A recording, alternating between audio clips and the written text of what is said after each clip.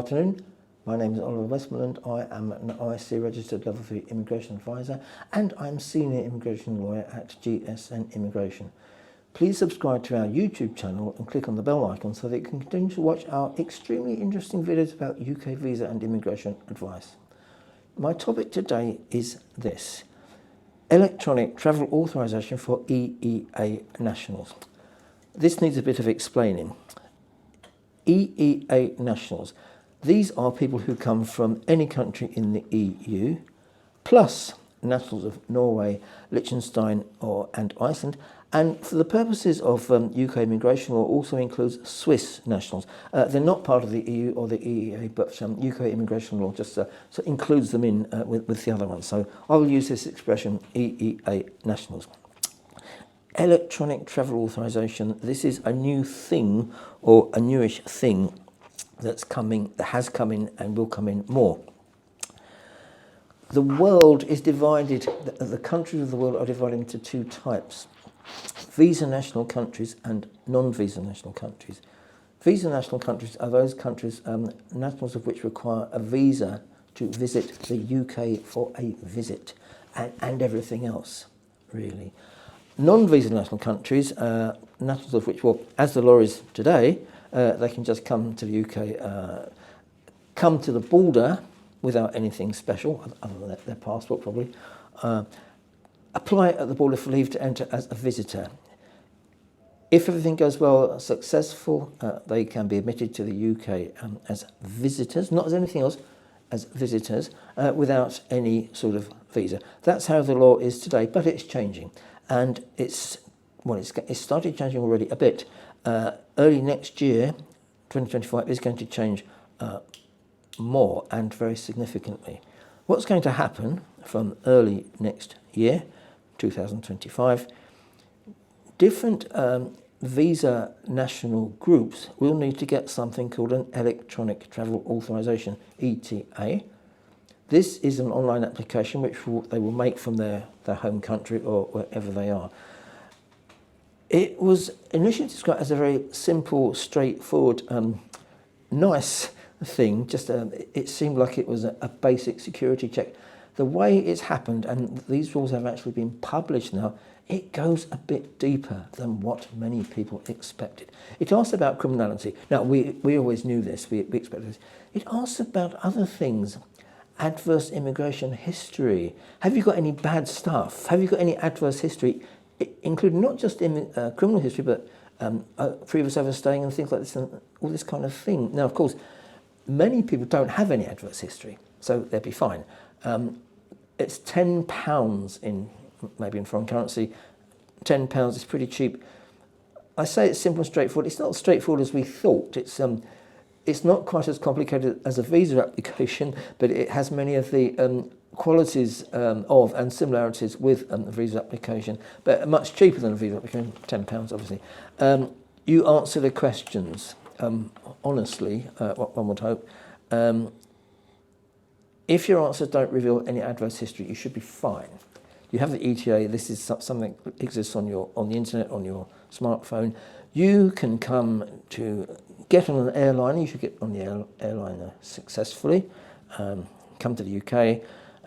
You should apply at the border with the benefit of your ETA, which is floating somewhere around on the internet. If everything else is good, you'll be admitted as a visitor in the normal way for non-visa nationals. But of course, there was a big difference, not just in the law, but in the practice. There was a big difference between visa nationals and non-visa nationals. Visa nationals, they had to fill in a rather huge visitor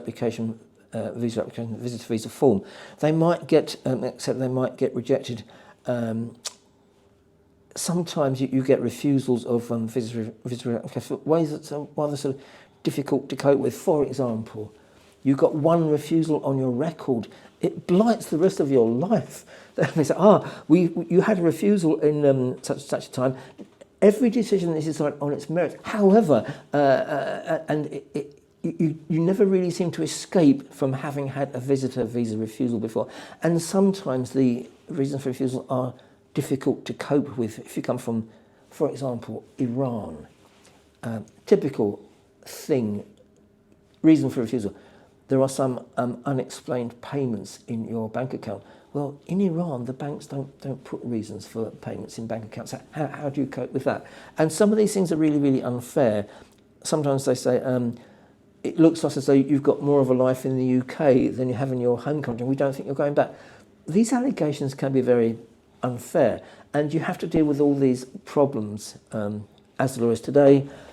If you're making visitor visa application, you have to deal with all these rather difficult, nasty problems. The rights of appeal are limited for visitor visa refusals. Now, with non-visa nationals, it was a lot different. You could just get onto the airliner, you showed your passport, you've appropriate nationality, airline they would let you on, you could get to the airport. Some people could use the e-passport gate. Not everyone, a lot of people use the e-passport gate. E-passport gate doesn't ask you any questions, well, not normally anyway, it's just a machine. Unless something flags up, it will let you through. Machine doesn't know everything, only knows what it knows. A lot of people could get through the e-passport gate and they never had to speak to anyone. Of course, it's always easier to negotiate with a machine than a person. Person asks too many questions. Machine doesn't say anything. And the machine, it gives you 6 months leave to enter. It doesn't say, I give you 6 months leave to enter. It just, by operation of law, it gives you 6 months leave to enter, and that you're okay for 6 months.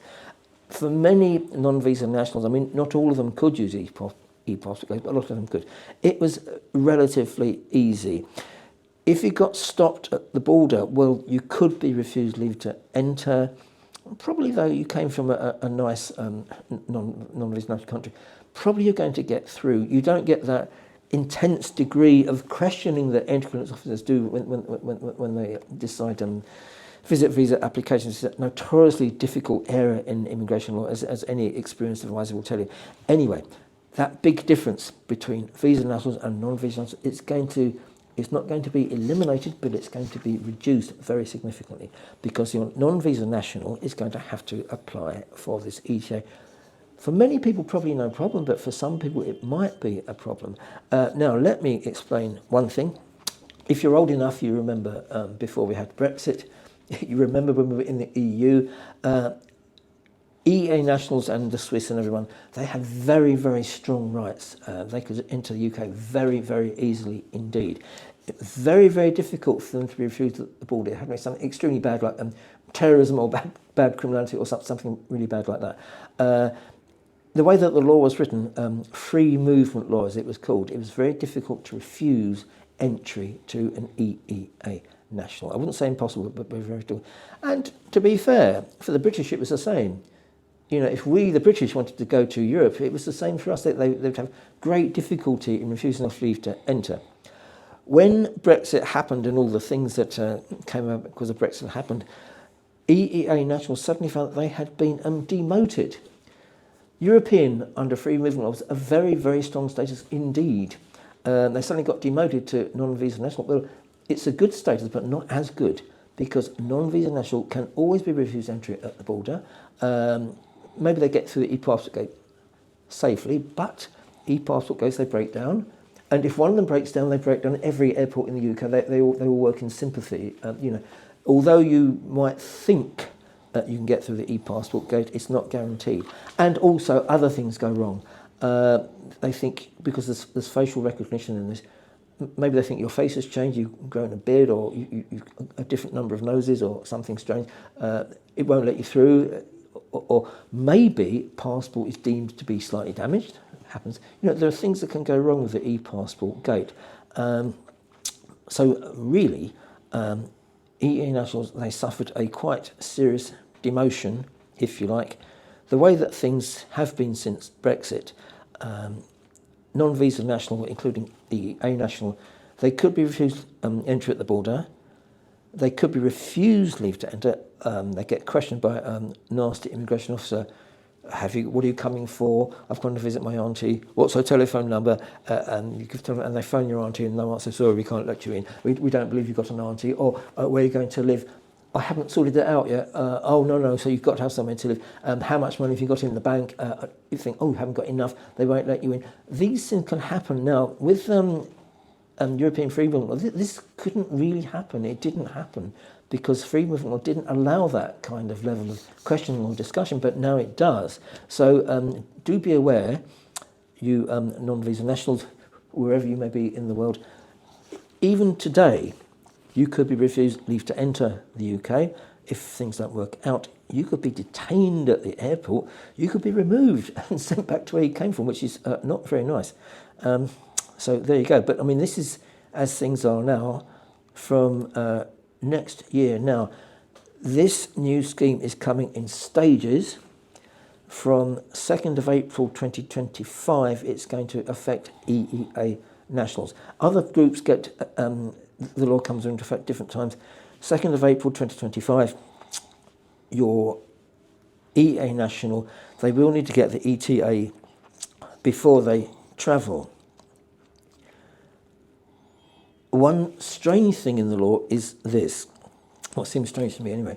It says, if your ETA application is unsuccessful, you can apply for a visitor visa.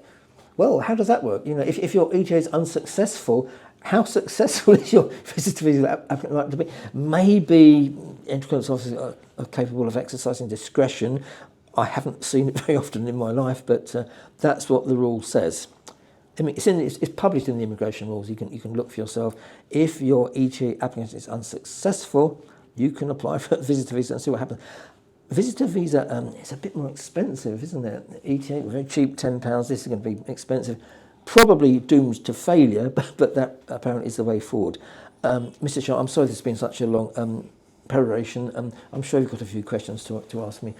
Yes, thank you so much for diving into this. It's going to be something very, very new for EEA nationals, something that they're not used to of dealing with. Well, they had to get used to being non-visa national. They have to get used to this as well. True. It's a bit too much, really. True. It seems like the UK has changed the approach for the entry for everyone, really.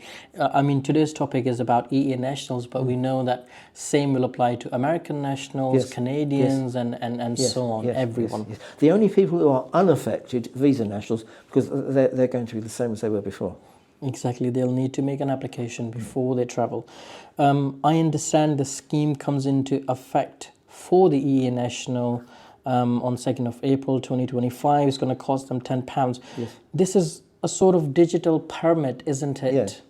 So this is not something that goes in the passport, basically. No. It exists on the internet virtually. So the EEA nationals wouldn't need to necessarily go to an appointment centre, submit the passport, all of that. It's just an internet application. That only becomes applicable if they're refused ETA and they have to apply for a visa. Well, then it'll go to the whole normal visitor visa application process, which, as you know, is at least as searching as ETA application. True. And is there any information about the validity of this ETA? Very good question. 2 years. But of course, it's linked to your passport. It's linked to your passport by the passport number. If you should change your passport for any reason, you have to get a new ETA. If you don't, it will be valid for 2 years. Okay, and if the passport is valid for 1 year? Well, you're probably going to get a new one, aren't you? True. Otherwise, because if you don't have a valid passport, they won't admit you. You can't travel anyways, exactly. Okay. Does ETA apply to kids as well? Yeah, it applies to kids. Any person. Okay. And if it's a family of 5, 2 adults, 3 children, they need 5 ETAs in total? I guess so, yeah. Okay. Is there any document initially required apart from the passport? Do you think, like bank statements? It's not like a visa application. You ask questions about your history. I'm sure they can check up on things. It's not like a visa application. It's like a mini visa application, but it asks questions about your history. That's the main thing. It's trying to dig up, expose any adverse history, but as I say, not just criminal history, but immigration history. Okay, fine. And is there any guideline about the processing time for this ETA? My experience so far, because this already exists for some countries, quite quick, couple of days or couple of working days, probably. Okay, it's best if the if the person traveling does this well in advance, Yeah, I think. always, because supposing there's some issue or problem, it's always best. All right, brilliant, perfect.